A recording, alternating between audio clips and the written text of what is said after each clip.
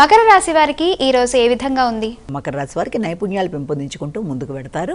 వ్యక్తుల సహకారం ఆకస్మికంగా లభ్యమవుతుంది. ఆశించిన పనులలో అనుకోకుండా ముందుకు వెళ్ళడం, గుర్తింపు లభించడం అన్ని విధాలుగా కూడా చాలా వరకు అనుకూలంగా ఉండే అవకాశం అనేది ఒకటి కనబడుతుంది. అదేవిధంగా స్నేహ సంబంధాలు అభివృద్ధిపరుచుకుంటారు.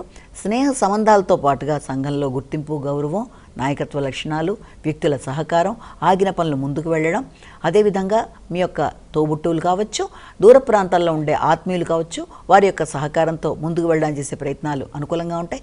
వ్యాపార వ్యవహారాల్లో మాత్రం వీలైనంత వరకు ఈగో సమస్యలు రాకుండా తగిన జాగ్రత్తలతో ముందుకు వెళ్ళాలి. భాగస్వామి యొక్క ఆరోగ్య విషయంలో కూడా శ్రద్ధ తీసుకుంటారు. కుంభరాశి.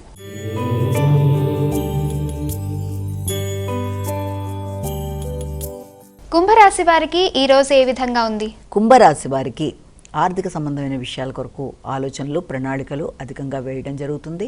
పూర్వపు రుణాల విషయం కావచ్చు, నూతనంగా రుణాలు తీసుకొని కొత్త వ్యాపార ప్రారంభాల కోసం చేసే ఆలోచనలు కానీ అధికంగా ఉండే అవకాశం అనేది కనబడుతుంది. శక్తి, ఉత్సాహం అధికంగా ఉంటాయి. నిర్ణయ సామర్థ్యంతో ముందుకు వెళ్ళడానికి ప్రయత్నాలు చేస్తారు. మాట విలువ, గౌరవాన్ని పెంపొందించుకోవాలి.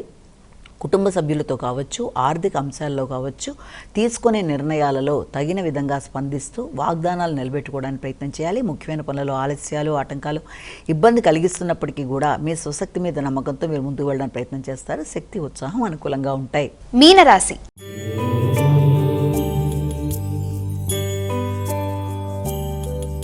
అమ్మా, ఇక మీనరాశి వారికి ఈ రోజు ఏ విధంగా ఉండబోతోంది? మీన రాశి వారికి వ్యక్తిగత విషయాల మీద శ్రద్ధ ఉన్నప్పటికీ అవి కొంత లేట్ అయ్యే అవకాశం ఉన్న రీత్యా ముఖ్యమైన పనులలో ఆలస్యాలు చికాకును కలిగించే అవకాశం ఉంది. వ్యక్తిగత ఆరోగ్య శ్రద్ధ తీసుకోవాల్సిన అవసరం అనేది ఒకటి కనబడుతుంది.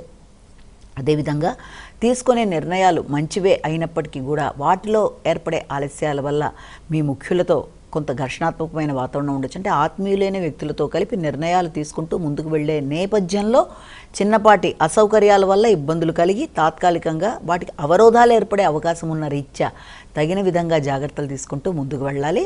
అదేవిధంగా ఆత్మీయులతో ఘర్షణలు అధిగమిస్తూ ముందుకు వెళ్ళాలి. సంతానోద్యం యొక్క ఆరోగ్య విషయంలో కూడా తగిన శ్రద్ధ తీసుకుంటారు. పెట్టుబడులు పెట్టేటప్పుడు కూడా తగిన విధంగా మంచి ఆలోచనలతో ముందుకు వెళ్ళడానికి ప్రయత్నాలు చేయాలి.